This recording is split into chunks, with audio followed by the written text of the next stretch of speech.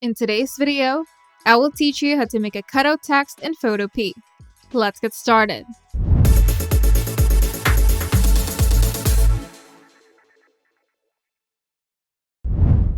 First, go to Photopea, then start a new project or open an existing one where you want to create the cutout text effect.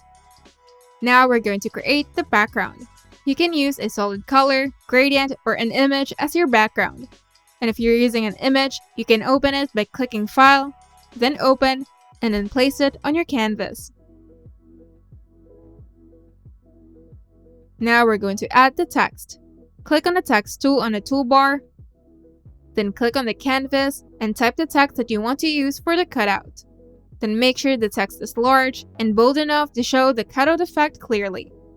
In the top menu, you can adjust the font, size, and other text properties to fit your design.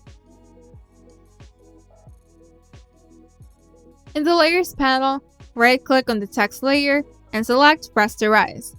This converts the text layer into a regular pixel-based layer. Now hold down the Control key or Command key and click on the thumbnail of the text layer in the Layers panel. This will create a selection around the text. In the Layers panel, click on the background layer or the layer below the text layer.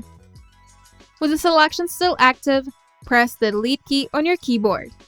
This will cut out the text shape from the background, revealing whatever is beneath it, either a transparent background or another layer.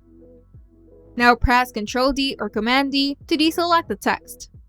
You can now adjust the position of the cutout text, add additional layers, or make any other changes to your design.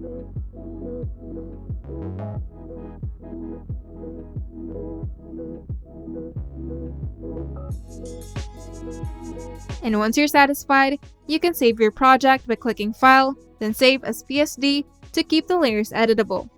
And to export the final image, go to File, then Export As, then choose your preferred file format, for example, PNG to preserve transparency. And now you have a text cutout effect.